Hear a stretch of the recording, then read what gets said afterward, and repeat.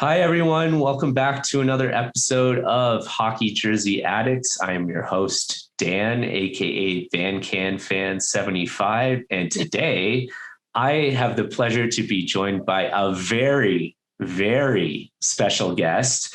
I wouldn't be here today without her, I guess you could say. It's Mother's Day week, and I thought I'd be talking to some moms this week. So I've brought on no one better than my own hockey mom. So welcome to the podcast, Catherine, aka Hockey Mom, aka Mom. Why don't you say hi to all of our hockey listeners out there? Hi, Dan. Great to see you. Thanks for having me on. This will be fun to go down some memory lane with you. Oh, thanks, Mom. And I'm really happy to see you're wearing a jersey. That was not something I asked for, but she's got the Leafs jersey on because she's talking to me in quarantine from Toronto. So I thought I'd try to return the favor and wear some Woolly Boy sweaters. It's an Ace Bailey Heritage jersey. So Wow. We got some Leafs action today. We're going to get into it. We're going to talk about the culture, the politics, the life of being a hockey mom through the ups and downs and everything in between. So looking forward to it. Thanks for being on. Let's get into it. Okay. Great. It seems like when I was growing up, all I had to worry about was I was in hockey and I was playing hockey. And I just assumed that the tournaments we were playing during the season were all just part of our regular season. Like that was just, oh, it's Thanksgiving time. It's time for the turkey time tournament. And that was just part of the regular season. I guess I didn't notice that those are separate exhibition things. That were we having to pay to enter them as a club? Oh, yeah. And so we had like dues for just playing our regular season. And then every time we would go travel, would that be like a tournament that we were paying to be a part of and go play Most in? of them. Most of them. And your sort of initiation and your regular season tournament or your regular season costs were basically just covered ice time and the coaching and those kinds of things. And so tournaments were definitely an add-on. And there was sometimes it was the bus cost and it was the, staying in the hotels and all those other things that had to come into it. So and some of the tournaments were pretty expensive because a lot of them, if they were out of state or out of wherever, they, involved 2 or 3 nights in a hotel and you didn't know if you're going to win. So then maybe you had to stay an extra night and all that kind of stuff. Plus just the travel to get there and the food, it all added up. And of course, in our case, your dad was traveling a lot. So I usually had to bring Kate too. And unless I could pawn her off on somebody who wanted to keep her for a weekend. So yeah, it was a very expensive sport for you to be in. I remember when we first moved to Chicago, you'd been playing not maybe as competitive hockey as you had been. True. But also trying to get you into the Winnetka League was, I had no idea that it was going to be like a very seriously competitive, it wasn't really recreational league. It was highly competitive. I mean, some of the parents that I met really believed that their kids at 10 or 8 were destined to get into the NHL. And so as a result, many of those kids had been practicing the entire summer while you were at camp learning how to canoe and swim and make a bonfire. They were at special camps that were geared to, their right wrist slap shots and all that kind of stuff. And tryouts were like a really big deal and they were closed. The parents couldn't go in and watch. It was all heavily weighted towards kids that had already been in the system and were coming up. And when we first got there, you were this kind of like unknown Canadian kid just showing up. And I mean, I just kind of figured, well, you'd get on some kind of a team, and you did, but there was sort of a bit of a backlash because you were a Canadian kid coming in and basically getting on an American team your first season in. Oh gosh, it's so interesting hearing this now because I totally am oblivious at this age. We're talking like I'm 8 or 9 years old, and Yeah. I'm just like, oh, I moved. I had way more important things on my mind. I just like completely moved out of a country and left all my friends behind. And Yeah. I had been playing competitively in Ontario enough to know, oh, wait a minute, they're asking me to play in some like showcase tournament at the end of the year for Ontario players and stuff. And I was like, oh, okay, this is fun. Yeah, that was fun. And then I got like uprooted and I just was like expecting to go play hockey next year. Like I just wanted to go back to, like, that was my normal. Okay. That was like what I knew I could control, was like, as soon as I was on the ice, like I could play hockey and forget the rest of what was going on. But I also totally was unaware that I was in the middle of this political tryout turmoil. Like I just didn't even know I was really trying out. I just thought I went there, I played a few games, and I was being placed onto a team. I didn't know that there were stakes that I might not make a team until I think I was playing road hockey with the neighbor, Andrew Gomez, and he was a goalie. And he was like, oh, you'll be lucky if you make the team in your first year. And I'm like, yeah, what does he mean by that? And how are you 8 years old and understand hockey politics already and stuff? So I got to go back to this comment you said about like the parents weren't allowed in the tryouts and stuff. Was that always the case? Was it always like closed or? I remember it being fairly, yeah, I dropped you off at the arena and we weren't allowed to come in to see you try out because I think there had been undue pressure and sort of like whose kids were on which line. If really? you were, yes. Jeez.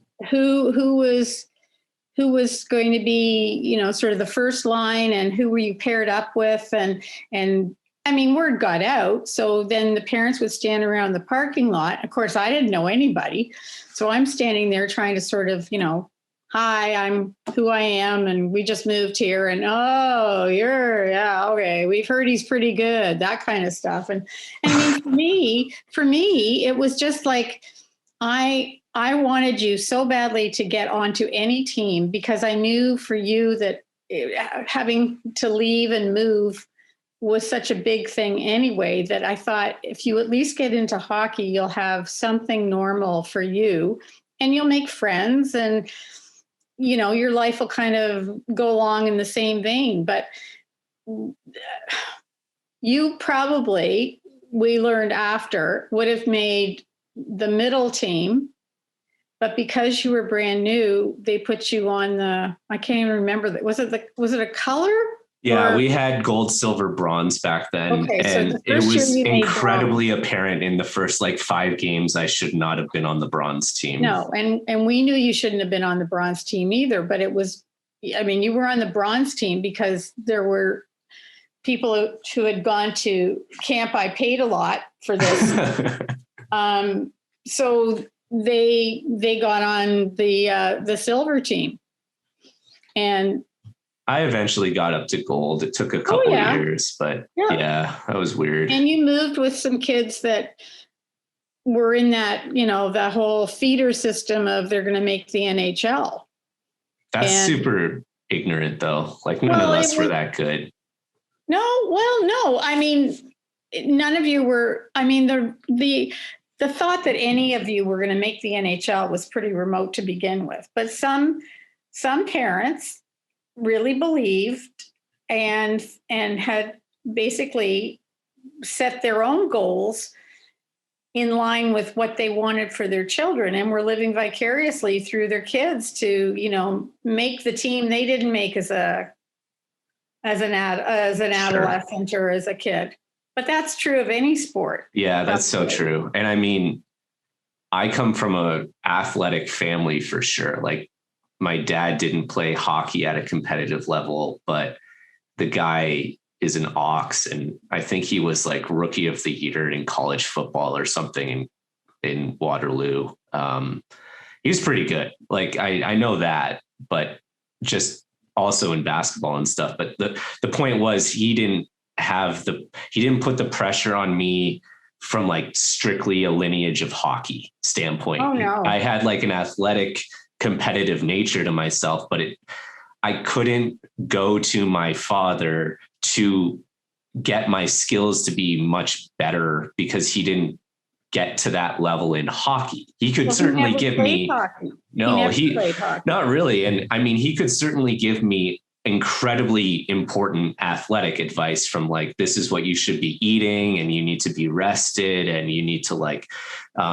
condition yourself and stuff. But yeah, I wasn't feeling the pressure on him to succeed in hockey. Well, neither one of us thought of it as being a do or die situation. We wanted you to have a sport that you loved, which you clearly did, and have fun. I mean, I think fun was secondary in many families' cases in the leagues that you were playing in and when we were in the States. But I don't think that was the case when you played in Canada. I think most people here were just happy that their kid made a team. I mean, do you recall that there was one of your earlier teams, you had a goalie that approached one of the church teams that you played on, St. Margaret's or something, or St. Tim's. I can't remember which one it was. But anyway, and he wanted his son to experience hockey. And this kid was older than you guys, but he had a severe handicap and then he was blind. He was almost blind, right? Yeah.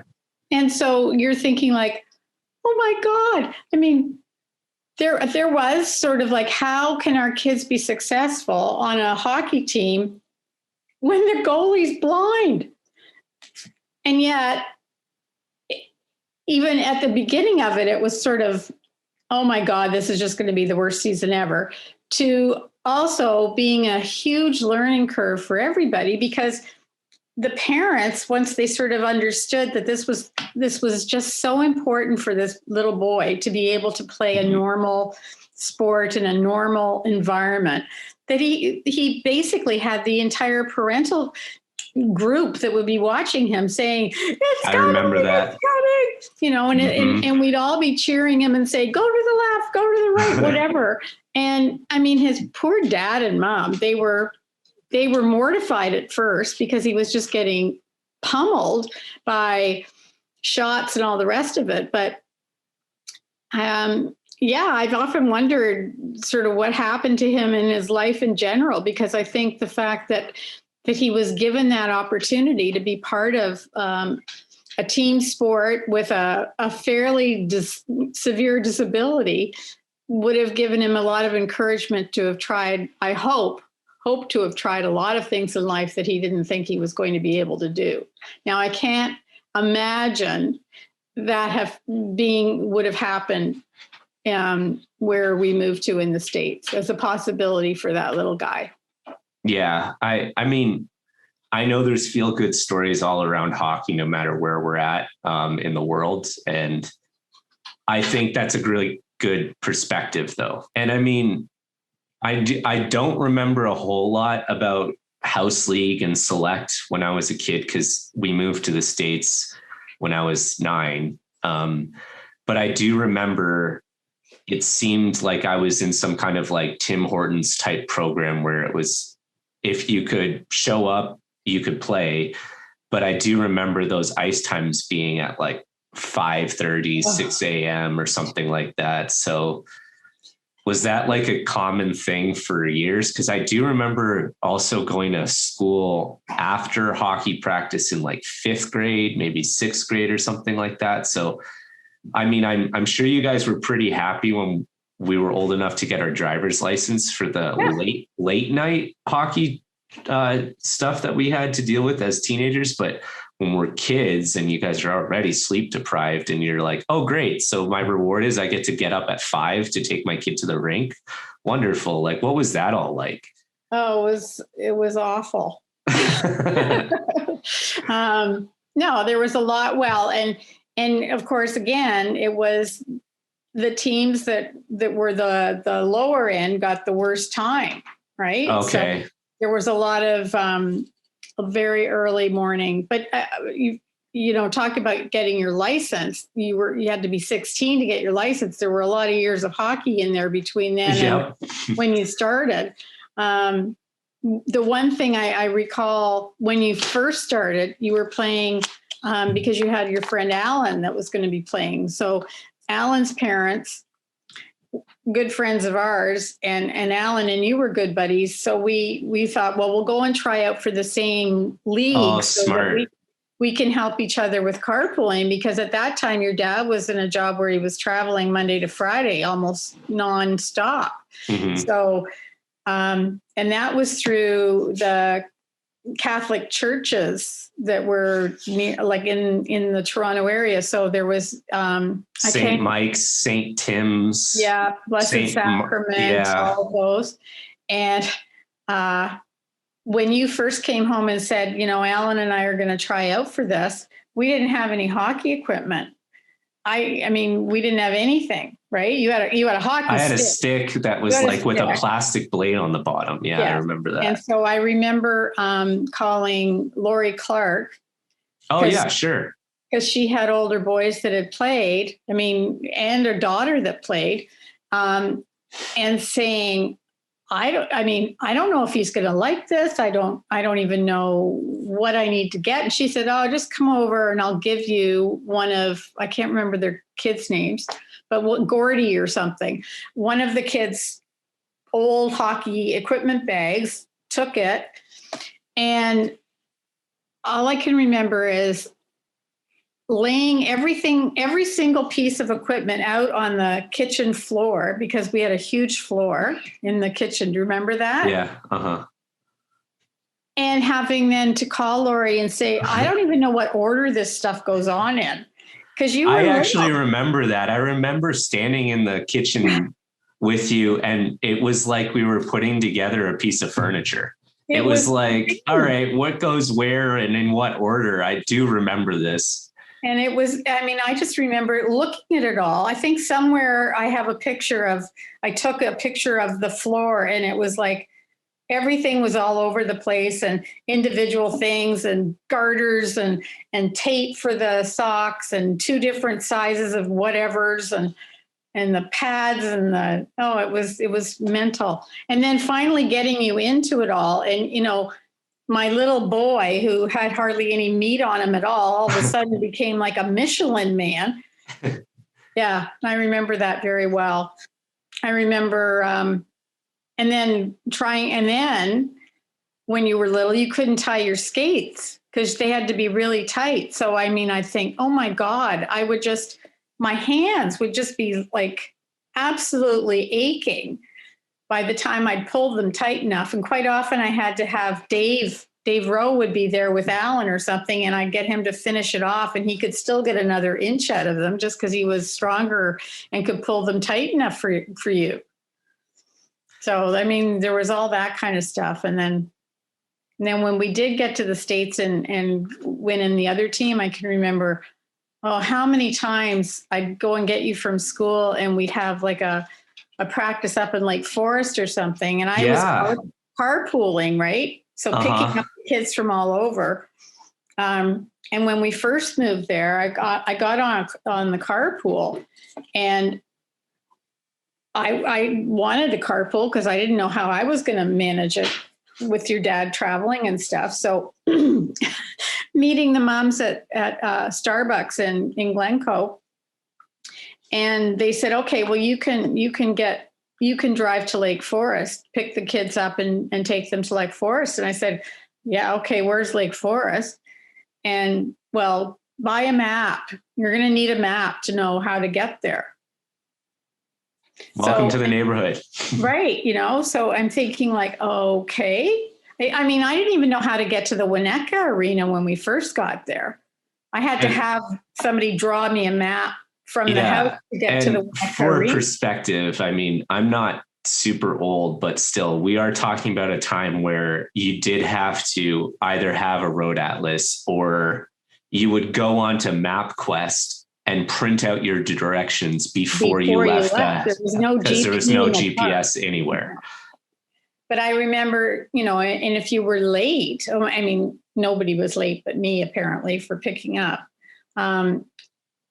trying to get to certain houses and one-way streets and schools that were closing or opening or letting out or whatever, and driving around. And then a couple of times, especially when it was like Lake Forest or something, and having you change in the back of a moving van. That's what I was going to bring up. Yeah. Moving van, barreling down the highway.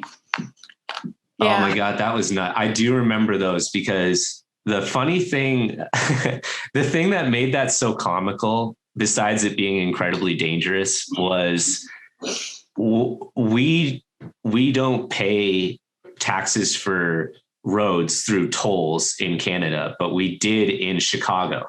Yes. And we would drive to some rinks where we'd be on the highway and you'd have to go through the tolls and roll down your window and throw the change in the thing and then keep driving.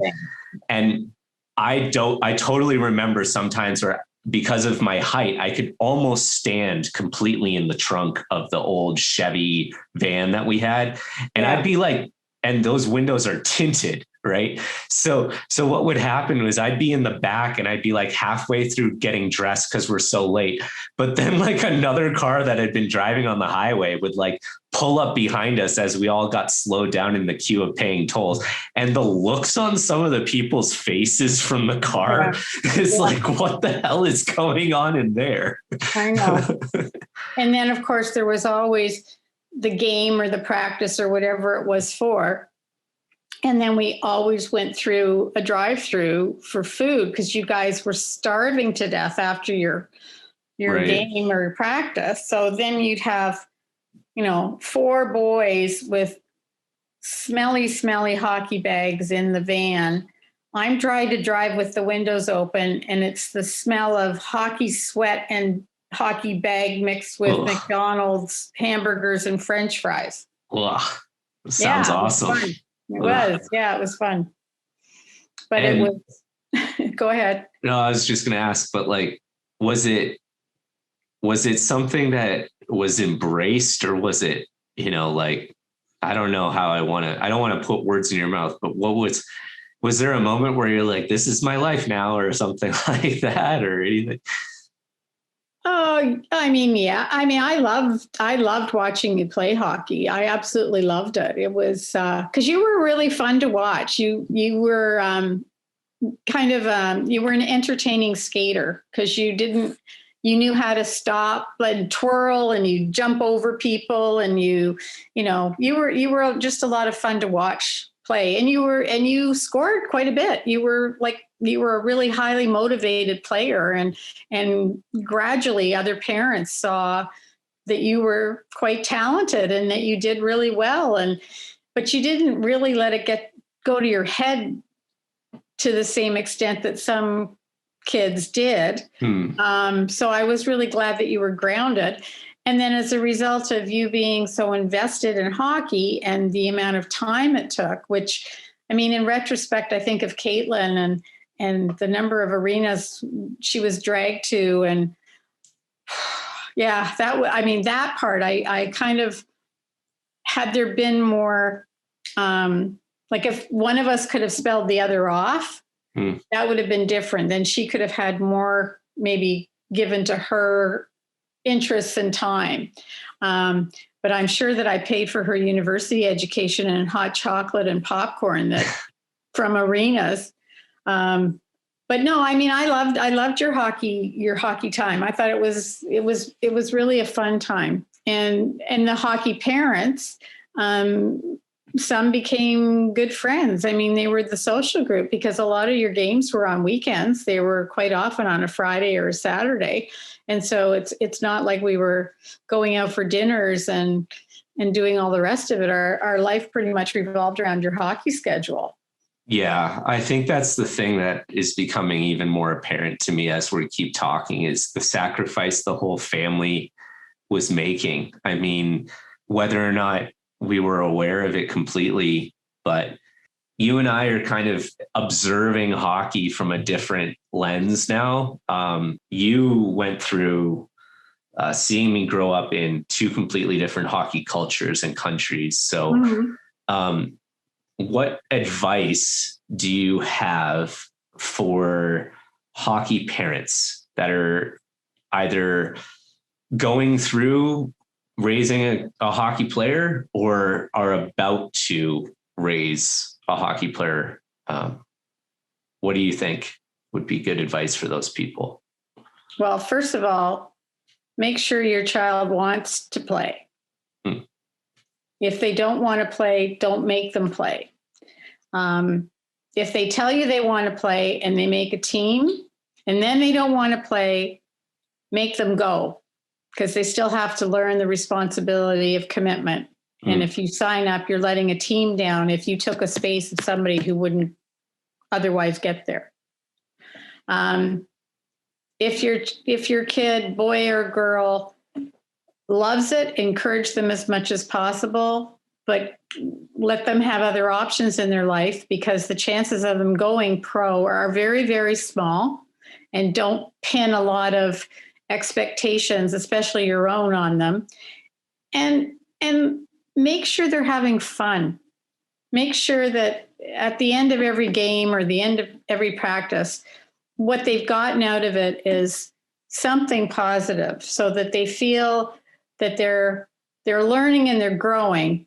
But they should never be made to feel badly about it. And it's not you as a parent's life that's on the ice. It's your child's life that's on the ice. And so be cognizant of the other team as well. And don't be yelling at the kids that are maybe on the other team and winning that they're crap or they're horrible people, or booing or yelling or cheering if somebody gets knocked out or hit. Yes, it gets better and it gets more competitive as you get older. But still, in the end, it is a sport. It is something that you want your person to enjoy doing and grow from as a human. You don't want it to be a negative thing. If it becomes a negative thing, or your kid doesn't want to do it, don't make them feel bad that they don't want to do it either. Mm-hmm. I really don't know. Yeah, well put. Just, and yes, and it's good for them to lose. It's good for them to lose. They have to learn how to lose. If you don't learn how to lose like a hockey game, how are you going to learn how to deal with the crushing blow of missing out on some huge promotion you hope you're going to get and you've worked really hard for, but it's just not your turn. You're not going to get it. Some other power is, come into play that says, not your turn. So you have to learn how to accept these things and move past them. If you don't, then you'll screw up even bigger when you're out in the real world and having to do other stuff. It's just, and if you can get out there with your kid and play, that's fun too, like street hockey and stuff. Yeah. Yeah. For sure. Well put. Well, thanks, Mom. Appreciate it. Happy Mother's Day to you. Keep Send your me eyes a card. Yeah, of that course. Make it on the podcast. Yeah. So I'm announcing to your entire audience to send cards to their mothers. That's a good idea. So thanks a lot, and love you very much. Love you too. Bye. Go Leafs. Woohoo. All right, guys. So I hope you enjoyed that part of the episode. Next, we're going to be talking with another hockey mom. Her name is Lauren. She's a really good friend of mine. We grew up at the rinks together because she's the sister of one of my best friends growing up, Mike. So you're going to hear the names Mike and John tossed around a little bit. That's Mike's godfather, and John is Lauren's father. Basically, we're just reminiscing about some great times we had growing up together playing hockey. And Lauren is now a mom with a boy and girl of her own who are also in hockey and supported with a lovely husband, Dave. So I just wanted to sit down with Lauren, reminisce a little bit, talk a little bit about how life has been like raising two kids in this generation in youth hockey, and what advice she has for other hockey parents out there. So enjoy. I love having all of those memories with Mike, and gosh, it was fun going over to John's house and just seeing, like, I had no idea that collecting jerseys would be a good way of keeping memories of hockey alive.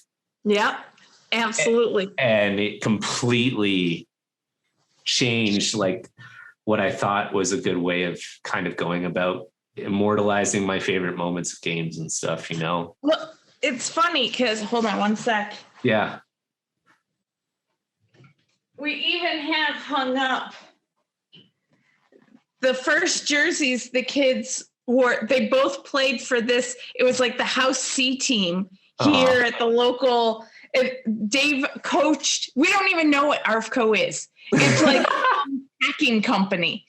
But both kids ended up randomly getting placed on ARFCO, and Dave coached both kids, and they were like 4 and 5 years old, you know? And so we even have these hung up because it makes us think of that very first year of hockey for both of them. Wow. I mean, that's pretty cool. I was asking my mom, I talked to her before this, like, are you at the cottage right now? And she's like, no, I'm in the city. I was like, damn, because up at the cottage, like, she has the same thing. She has this box, and the only thing in the box is all of my house league and rec league jerseys over time. Like, yeah. She just threw away all of the trophies. She's like, state championship, whatever. Like, no big deal. And she just has instead like St. Mike's, like purple, horrible, like jersey. And she's like, I don't even know who St. Mike is. Like, it's the patron saint of hockey, hopefully. I don't know. Yeah.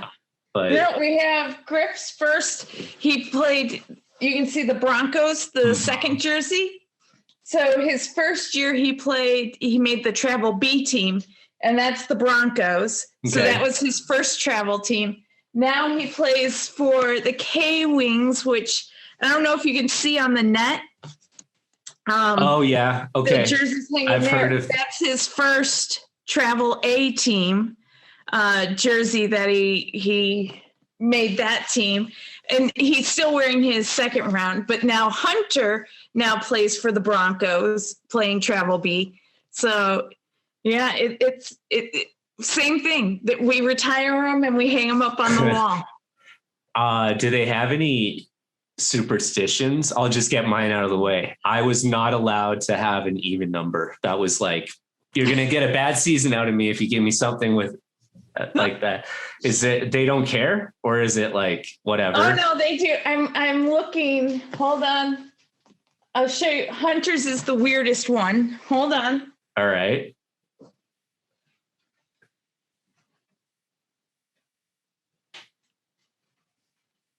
She won't throw away her tape for the whole season. Wow. So we have tape balls. This is from 2017, 2018. And they're all lined up there. She will not throw away her tape. And so I'm presuming once she gets into a little more, higher age and a little more competitive, they'll have to move over to the clear tape. But she's currently playing where she can pick her tape. And so she won't throw away her tape. That's pretty amazing. And the tape ball lives in her bag the whole season long. Oh my gosh. And it's hers, right? It's like, no. Oh yeah. You don't pass it around the room. Only my tape. Yeah. No. And like, I don't know where this came from. I certainly never collected my tape. Dave certainly did. In fact, the whole point of wearing tape was at the end of the game, you took it off and you threw it at people. Yeah. Like that's what you did. So I don't know where saving your tape came from. But yeah, so that's hers. Griff has like, he's got where he goes into the locker room, he sits in the same place next to the same people, like all of those. But with COVID, it really changed a lot of that because they weren't allowed in the locker room for more than 15 minutes together. And so like a lot of their kind of go-to superstitions kind of changed this year out of necessity. Mm-hmm. So I don't know what it'll be like when we go back.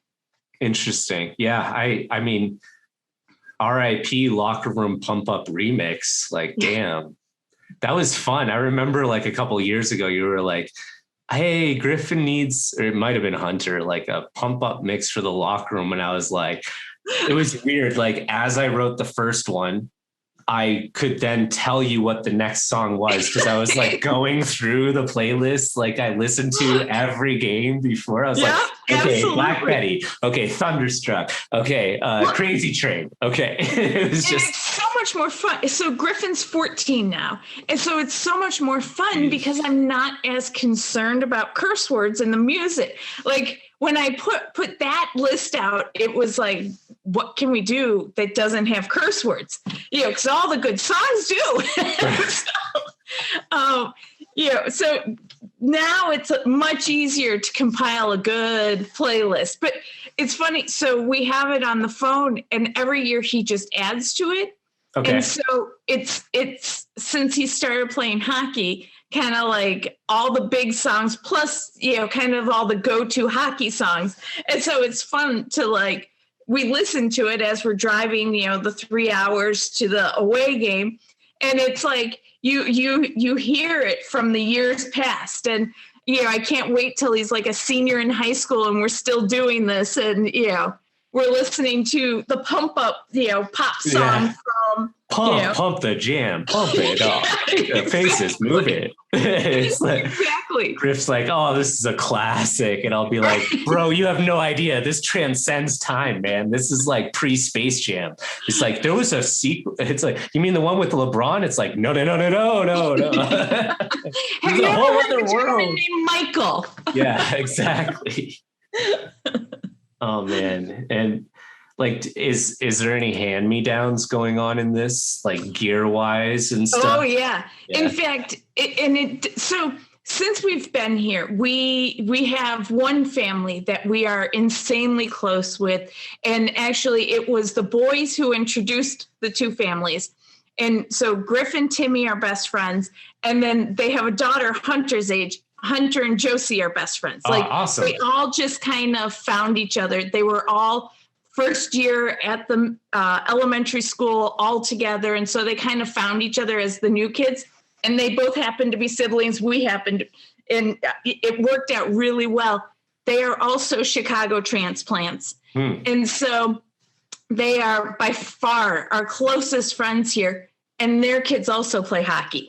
So not only are there hand-me-downs, but it goes from Timmy to Griffin, back over to Josie to Hunter. So Hunter, by the time this stuff gets to her, it's been through, 3 other hockey players, and she's like, oh, it smells. So,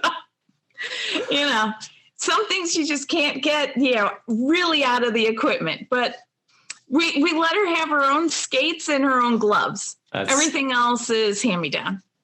Yeah, I and her own helmet. I'm thinking palms, like that smell from the glove. God, it just, talk about transcending time. Like talk about like no soap is enough. Oh, geez. They used to get so crusty. The only way I could use them was going into the bathroom before the game and getting them wet so that they would like start becoming leather again. Oh yeah, I remember sitting on the bench and we'd squirt water from the water bottles on our palms just to get them like moving again. Now I'm like, can I just squirt water on meat again? I mean, does that work? You're like the dryer sheets that dissolve in water. It's like, I got to get loose. Spray me down. It's like Exactly. Oh man, that's fantastic. Was Hunter's just love for the game out of the same, just like being around the sport from you guys as a family growing up? Was it? It was very interesting when we found out we were having the little girl, and Griff, I think, had just started skating lessons or was about to. And, I made the joke to Dave, and I was like, what if when she's old enough, she says, Mom, Dad, I want to be a figure skater. I don't want to follow this whole hockey, path. And we were like, all right, well, if that happens, we'll deal with that in the moment. But, as long as she's learning to skate, that's all that really matters. Yeah. And so we were ready for it. And sure enough, we asked her, we said, do you want to sign up for hockey, or would you like to try another sport? Because Dave was also really into speed skating. He's like, you could try speed skating. And she was like, I'm not going to be the only one in this family that can't play hockey. I'm taking them. So she actually ended up starting earlier than Griff. Because I don't know if you remember, but when we were back in Chicago, when we first started Griffin's skating lessons, we had him at this one rink, and the coach really just had no business dealing with the little kids. I mean, it takes a certain person to deal with little ones. Yeah. And he was just, a yeller, and he was a swearer, and Griff would leave the ice every time, like eyes the size of saucers, like, I don't want to do this anymore. So we made him stick with it because we had signed him up. We said, you have to stick with it through this, but if you really don't want to do it afterwards, we won't sign up again. So he stopped skating for, I think, 2 years. And then we went back into it after that because he got older. He started watching the Hawks games with us and stuff. And he's like, okay, I want to try again. And we just put him in. And that's when we were already starting to come up here on the weekends. And so we put him in on weekends here. And that's kind of how we started at the program here. We were still living in Chicago, but we were coming up to the cabin on weekends. So we were like, let's put him in hockey up here. Try it out. So let me ask you something, because I know that you grew up playing in Chicago, and I know you were around Mike and I growing up playing a little bit to kind of see how the compare and contrast is true or not. Is this perception of Michigan hockey being like better than Chicago hockey true? So, it's interesting because I always thought, Michigan hockey was a whole step above. Yep. But I actually think it's quite equivalent. And honestly, we have our AAA club here that it is by far a step beyond anything. But all the local clubs and, the Travel A, Travel Bs, they're all equivalent to what we play back in Chicago. And in fact, we would travel to Chicago tournaments and play those clubs. And it wasn't like we were, a piece of cake running over all of them. But the difference is we have one AAA program here, a few in Detroit, but in like Chicago, you have Mission, you have Team Illinois, you have, Glenview Stars. You have so much more opportunity to play at that next level that it's actually better there because you have a pick of programs, so if you decide, I really want to play Mission, you can work and try out and eventually play Mission if you're skilled and have that drive to make that level. But here really we have one option in this area, and that's to play for Fox. And so it's actually better back home because of the fact that you had so much opportunity. Interesting. Because I would not say Michigan is a step above. Okay, nice. Fighting words. Let's.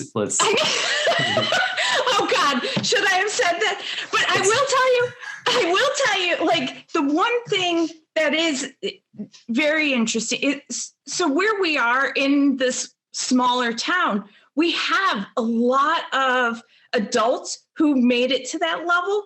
And so what's great is we, like our skills team that works out with all of our teams every week, like we have dads that went pro. We have dads that, played, I mean, a bunch of them that played at like the junior level. And so the kids are having the opportunity to regularly work out with players that made the big show.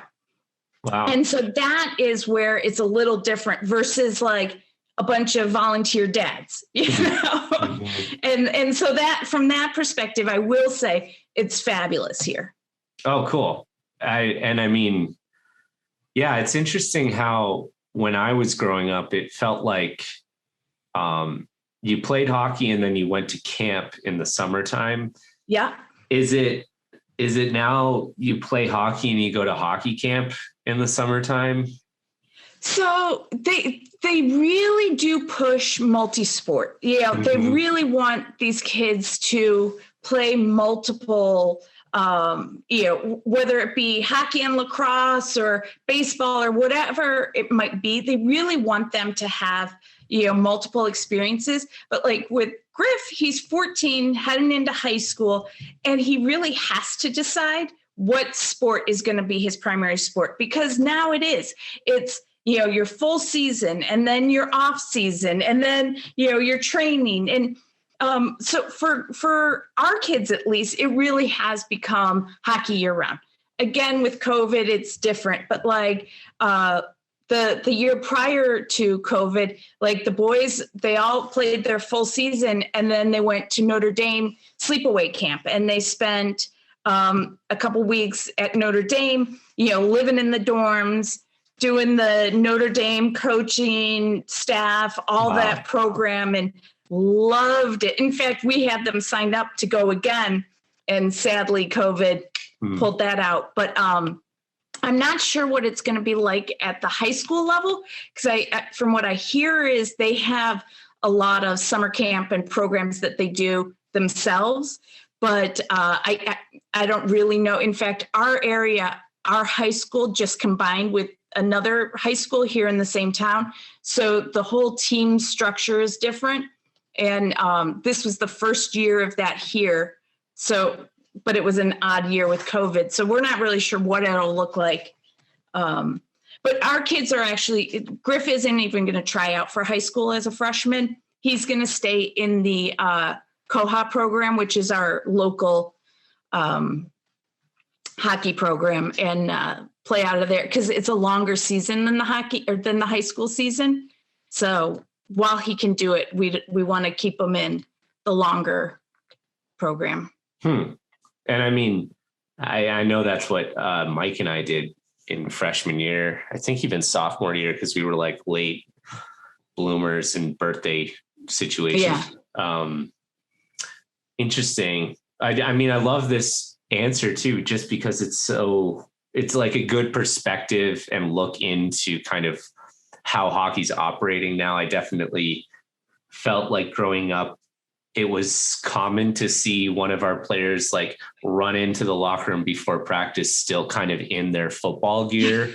And I don't know if that's really the case at the high school level anymore, because you were saying like they're kind of forced to choose, which is an interesting part of the competitiveness of it. And I know that growing up, Mike and I benefited from a situation where while we were all going to one high school from combined communities, the high school was still quite large.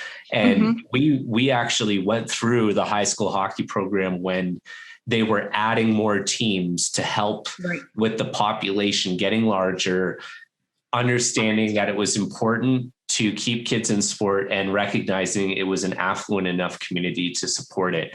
So as you guys have been going through all these development camps and getting them into certain programs and in Griffin's case, approaching the high school level, is there this understood path that they should be in certain programs in order to help their chances succeed at the inevitable team that they should be making by the time that they're 17 or something like that?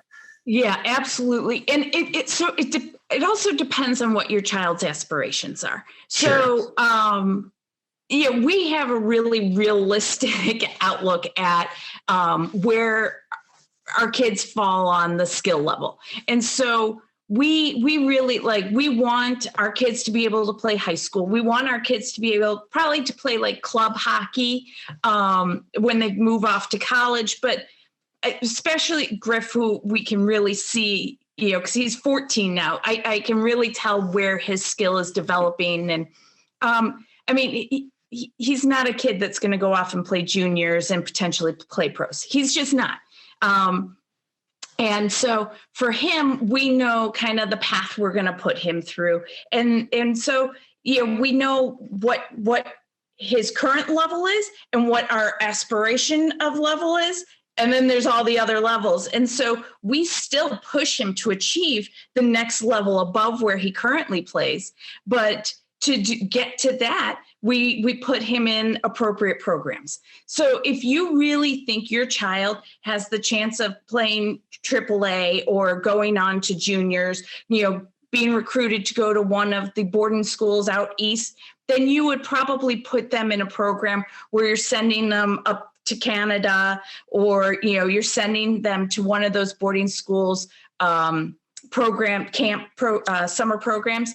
But that's not realistic for Griff. And so we're putting him in, there's Western Michigan is right here in town. They have a day camp. And so we put him in that program for the summer to do it's like 2 weeks long. He'll do that program. It's a local in and out. We'll send him to Notre Dame because it's fun. He goes with his buddies and they're all camps that push him, but we're just not. We have one dad on his team who is just boasting about the fact that he's already put $100,000 into his child's development. And we're like, holy smokes. That's insane. And he's playing on the same team with my kid. And how embarrassing for you. So we have a really realistic view of the level of hockey and where we compete. But I'm not saying by any means we tell our children, you're never going to make it. Don't have that dream. That's not it at all. But we know, we can see the path he's headed. And so we push him to achieve a little bit more without stressing him out. Because that's the other thing. We watch these kids who are just stressed to the nines over whether or not they can make that next team or they can achieve that next goal. And it's almost the mental game, the mental side of it that's holding them back because their families and themselves are putting so much pressure on them. They're not even enjoying the game anymore. That's when hockey has changed in my mind, when you're watching your kids and they're not fist bumping, they're not, laughing with their buddies on the bench. Now they're in fact yelling at each other and they're slamming their stick on the bench, yelling at their linesmate. We watched that this season with Griff on his team, and it was just he would just sit back on the bench and not even engage his line mates because they're being nasty. And it was just that's not the kind of hockey I'm going to play. So, you watch those stresses and they only amplify as these kids get older. And, and that's the side of the sport when they're feeling those pressures from their parents that you just kind of catch a clue. The reason we play sports is because it's fun. But we don't put our kids through this to torture them and make them miserable. We do it because sports develops and creates these amazing human beings later in life when they're actually working a full-time job. Because the number of people who play up here in the NHL, very limited. And if all the parents' kids who think their kid's going to make it to the NHL did, NHL would be quadruple the size it currently is. Yeah. Yeah. And instead of like the 4 divisions going on, it would be like the 4 continents competing against each other or something like that. I know there's more than 4 continents, people. I'm not that dense. So I do want to ask you a little bit about this topic, but related more to Hunter, because I don't know much about Hunter's experience or history in the sport, but I do know just from what you share on social media that she is she seems to really be enjoying the game. And she's being recognized for it by, getting a hardest worker hard hat for her team and stuff like that. So there's a lot about Hunter I want to talk about, but I'm not sure where to start. So I'll just throw one question at you and then we'll see where it goes. But it's like, when she wanted to get into the sport, how much did her gender factor into what you guys were going to be doing about how you'd approach her getting into the sport, and how much of a factor did her gender play in those plans that you had? So, I think for us, it was a little unique because obviously I played, my sister played, and, I played both with men and with women. So I had both of those experiences for a significant amount of time. And in the program that was available to her, while there was at the time a women's program, it was not a very large program or a very successful program. They literally had, I think, 5 birth years playing all together on one team. Oh, wow. Okay. Oh, yeah. It's crazy. It is nothing.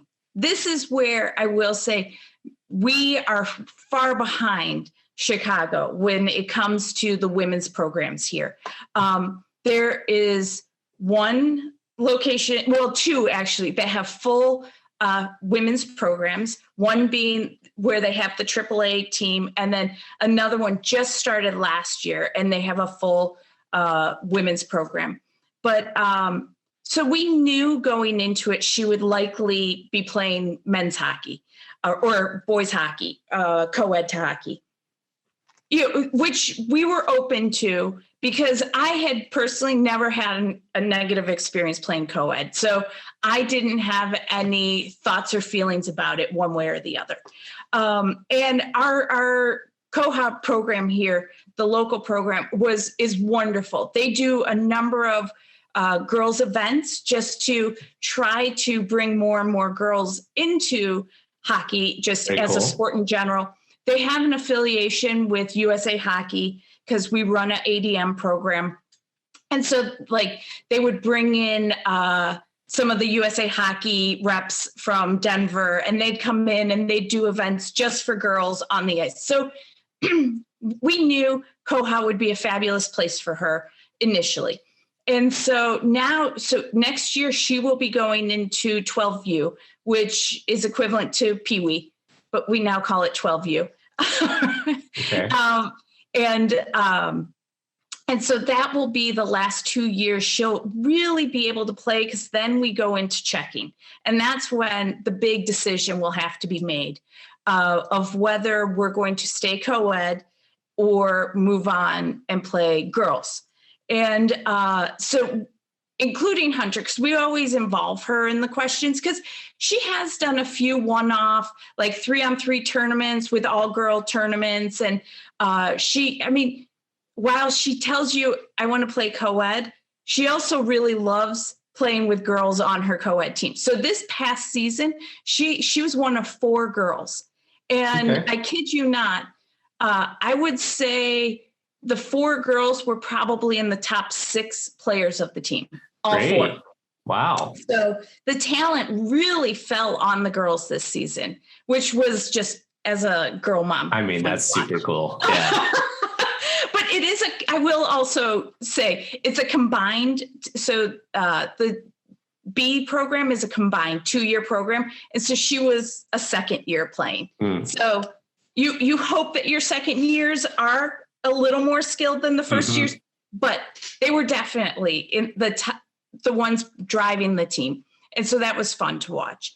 But, she'll play the next 2 years for sure, co-ed. And then we'll see what she wants to do. This year, for the first time, she's also choosing to try out for Travel A. Oh, cool. So we'll see where that goes as well. And, the nice thing is we aren't that far from Detroit. I mean, we're far enough, but we're not that far that if she really starts to have aspirations, that we could find her some really competitive girls programs here. So cool. We'll see if that's a route we have to take or not. Currently, I would not envision it being a route we have to take. While she's a fast little player, she's got decent hands. She's really small, very small. Like Griff is small, Hunter is very small. And she's been crushed a couple times, like scary crushes into the boards head first. And she just, anytime those happen, it takes her a number of games to shake off the fear of these guys twice her size railing her. Yeah. They do, when they get frustrated, they pick on the smaller ones. Will. Yeah. And she is by far the smallest. That makes sense. And I mean, that's just another obstacle I think girls and women have to endure in a sport that has been super male dominated for decades. So but I will also say she has also probably had a number of opportunities because she's a girl that most boys would never have, because you're one of 2, 3, 4 on the ice. And so all the coaches know, okay, that's Hunter. We know her. And with Hunter, she's the smallest. And they'll be like, you know what? It'd be great to have a girl, go out and be on the cover of I'm looking at, she was like the poster child for Koha. Here, I'm going to turn you, see if you can see this. Can you see her on the cover of? Oh, yeah, I can. Yeah. Wow. She was like the face of Koha. And so not only did she get to do this whole like photo shoot and go do all of that, like she gets all these extra experiences because people notice her because she's female and tiny. And so, while yes, every now and then you're like, this might not work so well, but then it's all the other stuff that you get to do because of hockey. Yeah. And I mean, if it's because she's a girl that she's experiencing some of these things, so be it. There's been a lot of reasons that girls haven't experienced things because they're girls. So, yeah, it's the least that we all can be doing. And then another thing that's different about Hunter growing up in a world of pro hockey versus you and I is she can at least be aware of the fact that there's an NWHL right now. And before that, the CWHL. So how much of that have you seen is or isn't becoming a factor in just how she goes about playing? So it's interesting. So she gets really into the Olympics more so than the women's hockey leagues. Sure. And I think part of that is due to our Olympic obsession. As you know, I'm a little bit obsessed with the women's U.S. hockey team. Yeah, just a little bit. So I do think that I might have had a small influence there. But part of it is also she's had the opportunity to experience skating with a number of the U.S. People from USA Hockey and some of the former Olympians. And so having that one-on-one That's really cool. Only makes it that much more exciting. It's like anyone. When you meet your favorite player, it takes them from like you're a fan to now you're a fanatic and you're like obsessed with this person. Same sort of thing has happened. And, it's been wonderful for us because of, the affiliation we have with USA Hockey. Everything from like Emily West coming in and doing these fabulous clinics to, Hunter got to go and skate with some of the current Olympians over in Plymouth. Wow. And these are all solely based on our club's connection with them. And so she's really become obsessed with the U.S. hockey team.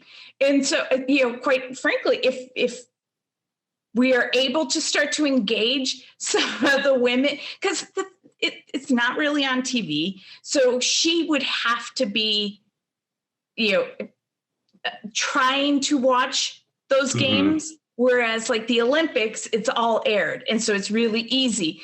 And, they have the U.S. Hockey magazine. And so she gets that in the mail and she gets to read about these fabulous female hockey players. And so it's there and she gets to experience it in so many different forms. Whereas with the current women's leagues, you have to actively pursue it to see it. And so that's where, for an 11-year-old, today, she is not actively going after that because she's watching, the Olympic athletes. And I mean, that's super cool though, that like, I think the point in that I really loved you saying was she's been influenced by the people she's been able to be around or watch on television. And one of the big milestones of professional women's hockey this last year was the NWHL had their first games on TV ever. And just as a residual effect of that, when you mentioned things like someone has to actively seek out going and watching an NWHL game. Yeah, it's not even intuitive that their website is nwhl.zone. Right. What is .zone? I mean, why don't they even own the nwhl.com domain? Right. I don't know.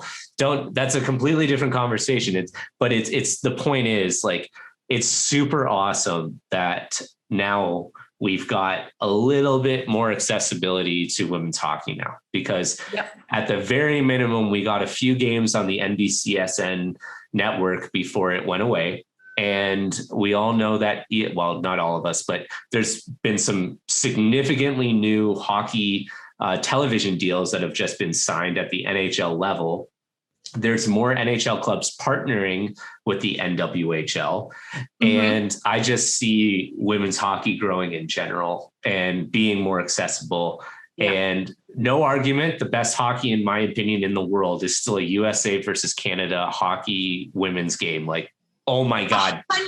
Oh my God, it's the best. And I will tell you, outside of, Chicago Stadium, when we had the All-Star game, outside of those games, the most memorable hockey moment for me will always be Salt Lake City, US versus Canada, like fourth row back behind the goal. Like and I was never the adventurous type. I went to that game alone because someone said, "Hey, we got a ticket. Do you want to go?" Yes, I do. And I went by myself and I sat there. I screamed my head off and cheered for those women. And it will forever be one of my favorite memories of hockey. Incredible and moment. Then there was meeting my husband on the ice. But that, the women's hockey will still be my favorite. I like how we can edit this later to include more things, but to have a memory like that is incredible. And it was super fun to be part of your nuptial cup when you guys did that. For those that have no idea what we're talking about. Nice. As well. Okay. Hold so on. Go grab that. I'll tell them the story, but basically Lori met her husband playing rec hockey. And then instead of like a true bachelorette party, which they probably still did, it was super cool. They did this thing called the nuptial cup, and it was basically like the groom side versus the bride side in a hockey game. And what Lori's doing right now for all of us is she just showed off this signed jersey of everyone that was part of that game, which was super fun. What a cool thing to have happen, for sure. But now, did you tell the details of playing for the name? No, I didn't. Okay. So there's a whole nother level to this game. So we did a whole draft party, and like many, hockey events, it happened in a bar. And after a couple pitchers, we decided not only were we going to have this bride's team, groom's team thing, we were going to play for the name. If bride's team won, I was going to become a Cabot. If the groom's team won, I'd become an Altergat. So we go through the draft, and it became a little obvious by the way it was going, was that Dave had figured out a way to cheat the draft. However, Dave also figured out a way to keep my beer fuller than his beer. And it took me a while to realize what was going on. And so I ended up with a lot of our slugs, and Dave ended up with like all the D1 former, college athletes. I think even he had our buddy who was signed with Detroit. Like he had all the superstars on his team playing for the name. And so fast forward to the game, and needless to say, he won. But I felt as if, he had tried to pull a fast one. So I did, in fact, take his name, but solely out of principle. I refused to drop my name because he didn't earn the right to fully remove my name. So now I have the world's longest name of Lauren Cabot Altergat, because I had to stick with, taking his name like the bet said, but out of principle, I refused to drop mine. That's so great. I like how it said, all I had to do was take your name. It said nothing about dropping mine. Exactly. I think we all assumed I would, but once he tried pulling a fast one, it became principle. Oh my God, that's so fantastic. Yeah. I mean, if you don't mind sticking with this a little bit, just because your father was such an influential man in my life too, and for my best friend Mike, and we ended up having another tournament many years later to honor his memory. Yeah. And it's one of the most amazing experiences I've ever been a part of. And it was so cool to see how there were two really beautiful, wholesome moments in hockey, like out of family reasons and community, that I don't even remember the game. I just remember the moments and like the fact that we did these two things, and it makes me so happy, and I don't know. What do you remember about it?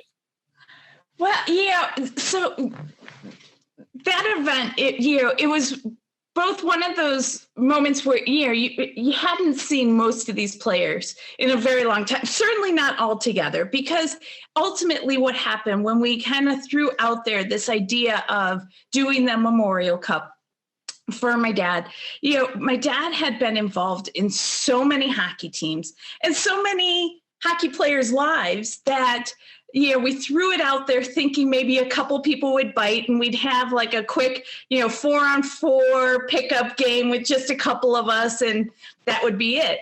But literally it turned into everyone my dad had ever played with. Like people were flying in from California to be there for this, ridiculous fun game. And so my dad had played on, I want to say 5 teams over his, 20 years of playing. So obviously he played with the Barbarians and the Admirals, but then he had put together that team that we went, overseas and played in Amsterdam. And then as we got older, we put together the Slugs for all of us old timers. So, he played with all these women because the Slugs were a combined men and women's team. And so ultimately we had about 4 or 5 teams worth of players all there this one night to play in a hockey game.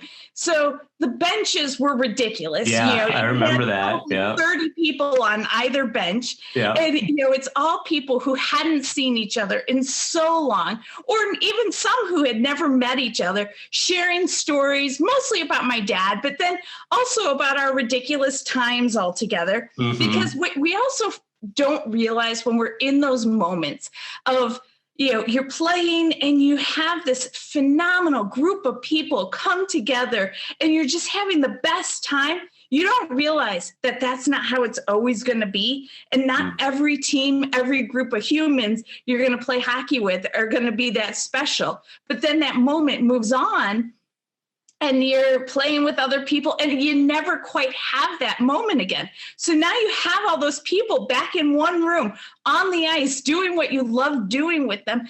And it was just ridiculously fun. Yeah. And I can't tell you for the life of me who scored a goal, what this score was or any of that, but I can tell you about the moment my sister tried to dive tackle my husband and like the two of them rolling around on the ice, and like those are the moments that still stick in my mind. And then like Hanover, like jumping on top of the pile, and that's actually what I was thinking about. And then I also remember like some of the sadder moments as we all kind of got choked up as we came together at the very end to take a big group picture. And I don't know what was said, but someone said something about Dad, and we all kind of started getting choked up. And then like, some tears are rolling, and it was just, and then we rolled into the bar and drank more beers and had a blast and told our stories and reminisced. And, we realized just how influential he was in so many people's lives in this sport that he picked up playing in his 40s. Yeah. It's part of what made Dave and I 100% confident we were going to put our kids, or at least give them the option to play this sport. Because, there is nothing like a hockey player. There just isn't. Hockey is unlike any other sport out there. They create this breed of human that is unlike any other. And I also really think that they're held to a different standard, at least definitely the last generation. I personally still try to instill it in my children, but like the coaches don't mess around. Like, you have to be respectful. We don't accept disrespect on the ice. And that's partly by our refs, that's partly by our coaches, and it's partly by our parents. I don't know about the programs where you are, but like our programs, we require our kids to do community volunteer work. We require our kids, like, they still have to continue doing that stuff, which all shapes these fabulous little humans. Yep. And that's what it's about, because as I keep saying, they're not all going to go to the NHL. Some of these kids are going to come out on the other end and have to go into 9-to-5ers. And you know what? To have that experience working with a nonprofit, to have that experience even doing what they love on the ice with kids, of a different socioeconomic status, or with kids who can't afford to play a sport like hockey. It's awesome. And it creates these amazing little humans. And that is part of why I think hockey is so unique. And it's part of what my dad tried to instill in so many of us, because it did. He helped, shape so many people's lives through that game. And his life was changed through it, because he started meeting all these amazing people. He ultimately ended up joining, the Blackhawk Alumni Association to be a business partner in the community, helping, because back then the NHLers didn't come out of their NHL career with millions in the bank. I mean, I'm 12 years older than you. So that gives you an idea of like the time difference. And these players weren't retiring from the NHL and just retiring for life. They had to then find their next job. And that was part of what my dad did with the Alumni Association. He was a business leader. And so he would help these kids coming, because ultimately they are kids, coming out of the NHL and not really sure what they can do with their life. Because at the time, back then, the kids weren't really encouraged to finish their college career before going into the NHL. Well, I mean, we've been talking for a while and I'm really enjoying the conversation. It's mainly because I love talking about your dad too.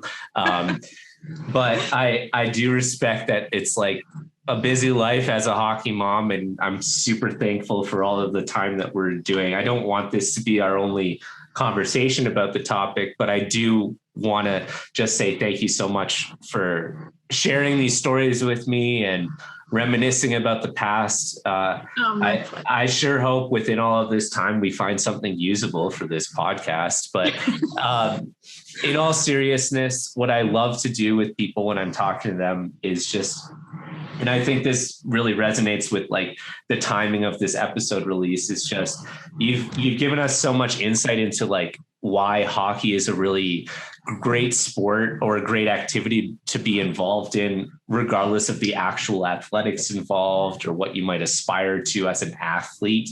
I just thought what might be fun is, you know, as a last parting thing, and being so seasoned through hockey in the community and raising kids and a guy and a girl and all of that comes with it.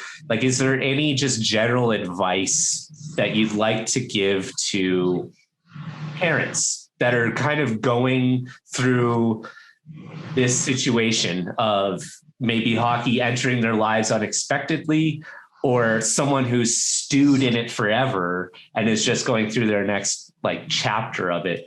What would you like to tell to the parents out there? So I would say, one, it's never too late to get involved in hockey. I didn't put a pair of skates on until I was 21. My father didn't put skates on until he was in his 40s. Like, it is never too late. And so all the stories we've been sharing have been literally in the second half of my life. So you can only imagine what I would be talking about if I had played in my early years. But also, I'm watching my kids who, you know, have started at really young ages. And much like my experience, they have already developed friendships and relationships with coaches that are influencing and shaping their lives. And I have never played baseball. I've never had kids involved with baseball. So I can't speak to other sports, but I can speak to the nature of hockey and what I watch it do to people and children. And it is a smaller community.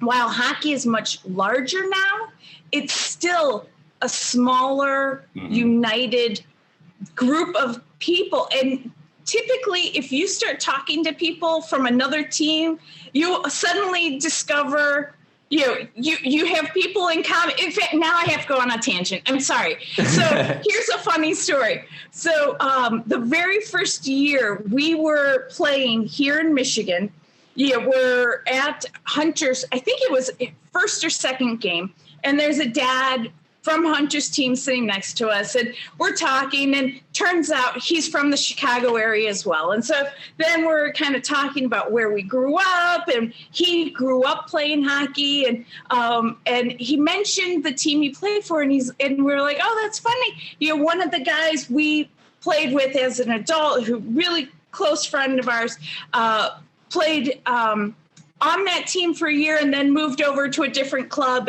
And so we're talking about it, and he pauses and he goes, can I just ask, what's the name of your friend? And we go, Danny LaValle. And he goes, I knew Danny LaValle. He was my nemesis. And he's going into all these stories about growing up playing against Danny LaValle and how they were the same build, same size, same rough speed. And so the two of them battled each other for like 5 years. He's like, I could tell you everything there is to know about Danny LaValle. And I'm like, yeah, he's a friend of ours. We are such a community. Mm-hmm. You know, and I talk in tangents. And so as much as I'm trying to get to my point, I then have to add, another story. Like, I think to myself, we met a family who I would say we're friendly with, not close friends with, but friendly with. And they needed to move out of their house because the basement flooded. And all of a sudden it's like, oh shit moment. They're scrambling, trying to figure out a way to move out of their house. So you know what happens? All the hockey families show up at her house and we all moved her out in one day. These are like 40, 50-year-old adults moving like we did back in college. But that's just what hockey communities do. You have a need, we step in and we fill it. It's a group unlike any other. And so you ask, what would I say? I would say, don't hesitate. Get involved in hockey. You might be an adult thinking about playing some rec hockey. You might be, a parent thinking about putting your kid in. You might be, about to head into high school and you've always wanted to play. All I have to say is do it. You will never regret going out, learning to skate, playing a sport that is just fun. And everyone's out there because they have a passion for it. It's just not one of those sports that you have to put an investment in the very beginning. And you're not going to make that investment unless you want to be there. And so anyone who's out there wants to be there, and you'll find like-minded people, and it's so worth it. Best people in my life I met playing hockey. Or I met because my kids play hockey with their kids. That's awesome. I love that. Thank you for giving us those stories. And I mean, yeah, it's so validating to hear your experience has been similar to mine. And as I continue to be involved, I start noticing how it's coming more full circle too, or how the people, when you were tangenting, I could have said the same thing. There's somebody I'm now very heavily involved with helping do a blind hockey showcase tournament, who turns out that used to be my arch nemesis because he was playing varsity hockey for Evanston at the time I was playing for the and it's just very weird how worlds collide again. Absolutely. But also, if you find a place within the game that you're enjoying, continue to give back, because it does in spades. I can tell you from the small amount of time I've decided to do that, just how much it's meant to me. And that's just to me personally. I don't even know the effect I'm making on others. I'd like to think it's super positive, but I went into this thinking like it was a responsibility, and I had no expectations over what it would do to me as an individual. And I'm humbled by the experience for sure. So no, I'm with you 100%.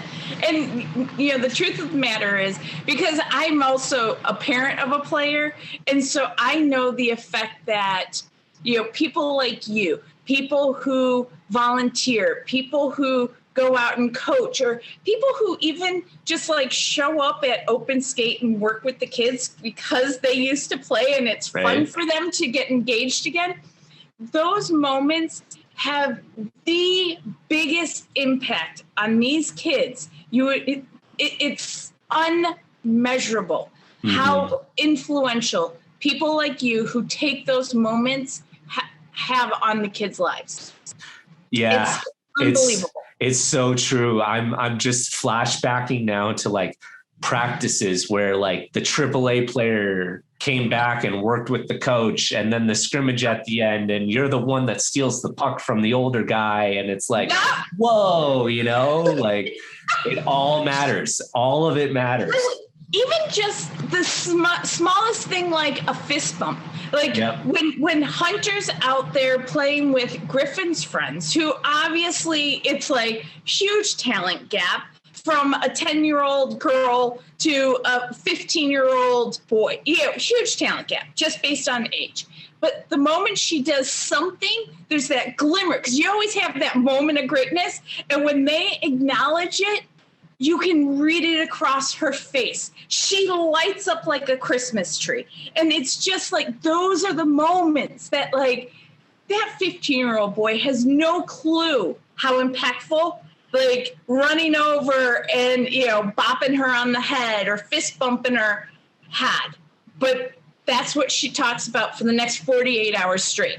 You know? And that's just it. That's the stuff. Yep. Amen, I should say. Yeah. Well, thanks, Lori. I mean, oh, my pleasure. I really appreciate this, but also it's just super good to connect with you again and hear how the kids are doing. And sorry, Dave, I know you're listening because she made you listen. He actually went upstairs. He's like, if he doesn't want to talk to me, I don't want to listen to him. It's only because it's Mother's Day. You know, we'll get you to get to plead your case on next month. Right? Yeah. Now we'll have you with the whole Altergot clan, all 4 hockey players. Yeah, that would be super fun. Actually, I'd love that. Well, take care and thanks so much. And yeah, just good luck with the COVID hockey season and situation. And thank you. We got tryouts right around the corner here. All right. Weeks away. Not like you're counting or anything. Awesome. No, not at all. All right. Well, take care. See you later. Bye. Bye. Bye.